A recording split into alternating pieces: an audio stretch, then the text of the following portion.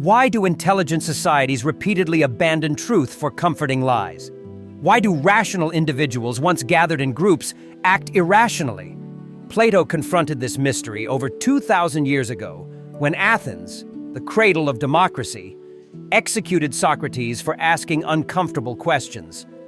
That event revealed an enduring truth about human nature. When truth threatens belonging, people choose illusion, the crowd, and the comfort of lies. Plato saw that crowds rarely seek truth. They seek validation. They don't want reality. They want reassurance. No one is more hated, wrote George Orwell, than he who speaks the truth. Truth isolates. It exposes falsehood, demands responsibility, and breaks conformity. Lies, on the other hand, unite. They form emotional bonds through shared delusion. Carl Jung once noted, "People don't have ideas. Ideas have people." Collective illusions become psychological possessions defended as identity. This is why even the educated act irrationally in crowds. They fear isolation more than error. In Plato's terms, the prisoners in the cave prefer the shadows because they sustain community. The light of truth threatens that fragile harmony. Today, this same dynamic unfolds through social media. Our modern cave wall. Algorithms amplify outrage, not wisdom. People share content not because it's true, but because it confirms belief. A lie can travel halfway around the world, Mark Twain said, while the truth is still putting on its shoes. Lies spread faster because they are emotionally satisfying, while truth demands effort and discomfort. Democracy and its fatal flaw. Plato concluded that Athenian democracy rested on a dangerous illusion, that truth could be decided by majority opinion. Wisdom, he argued, isn't democratically distributed. It requires courage and training. The masses have never thirsted after truth, Jung wrote. Whoever can supply them with illusions is easily their master. This is the fatal flaw of all crowd-based systems. They confuse consensus with truth. Nietzsche warned, madness is rare in individuals, but in groups, parties, nations, and ages, it is the rule. Plato's solution was the rule of philosopher kings, not by birth, but by education and moral discipline. Just as only trained pilots fly planes, only trained minds should guide justice and governance. Modern democracies reject this as elitist, yet we see the same pathology everywhere. Opinions treated as equal regardless of merit, experts dismissed as oppressors, and popularity mistaken for validity. The democratic illusion that every belief has equal weight is itself a comforting lie. Why lies win? Lies persist because they protect what people value more than truth: belonging, identity, and certainty. They simplify chaos, soothe fear, and transform confusion into clarity. As Will Durant observed, truth will not make us rich, but it will make us free. Yet freedom is frightening. Comfort is easier. Every society builds systems to preserve shared delusions through censorship, propaganda, or algorithmic filters. Not to deceive, but to preserve psychological peace. Orwell's 1984 captured it. The party told you to reject the evidence of your eyes and ears. It was their final, most essential command. The danger is not ignorance, but voluntary blindness. Plato's cave and the fate of truth-tellers.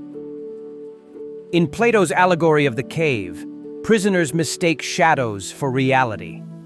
When one escapes and returns with news of the sunlight, the others kill him.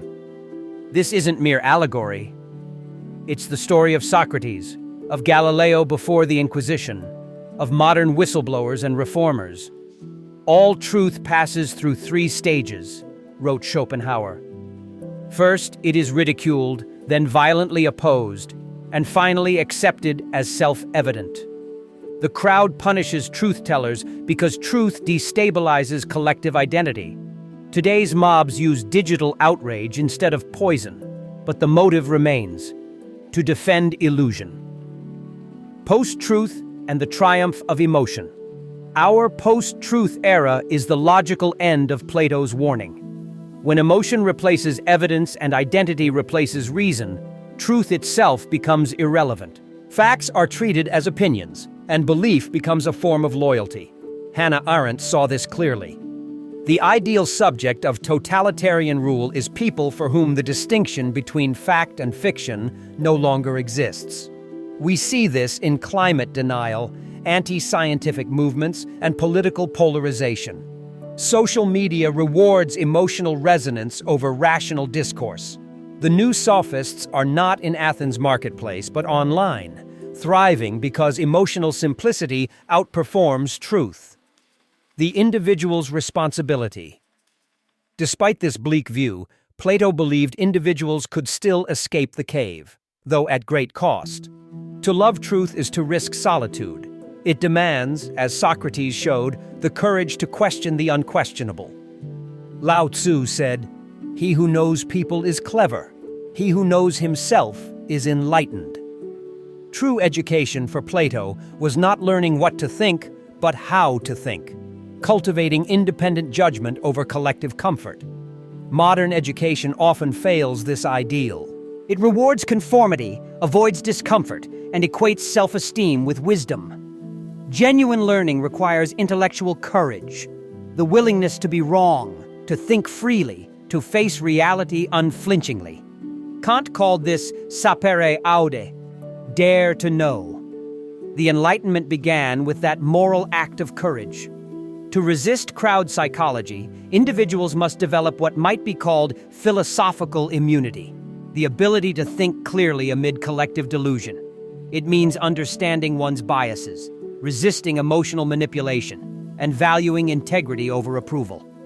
In times of universal deceit, Orwell reminded us, telling the truth becomes a revolutionary act. The modern cave and the hope of insight. Every age believes it has outgrown the cave, but every age rebuilds it.